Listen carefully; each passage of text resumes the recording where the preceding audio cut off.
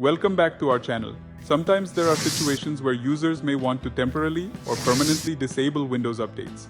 So today, we're going to show you how to permanently disable automatic updates on Windows 10 and Windows 11. First, type Service in the search bar. And from search result, select Services app.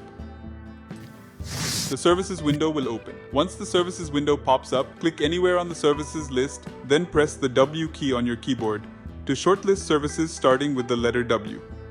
Then scroll down to navigate the service named Windows Update. Right-click on it and select Properties.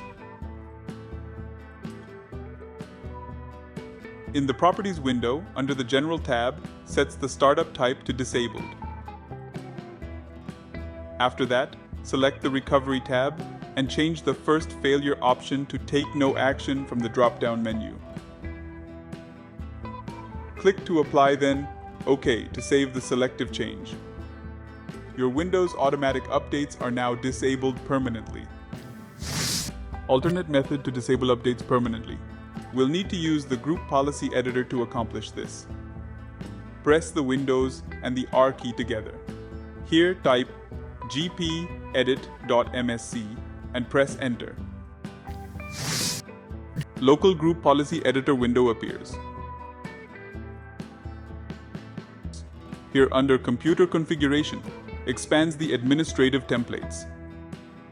Click on Arrow to expand the Windows components. Then press the W key on your keyboard to shortlist services, starting with the letter W, and scroll down to locate Windows Update, and double-click on it. On the right-hand side, options will be open. Double-click on Configure Automatic Updates. In the new window, select the Disabled option to permanently disable automatic updates.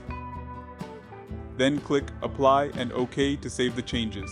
Your Windows automatic updates are now disabled permanently.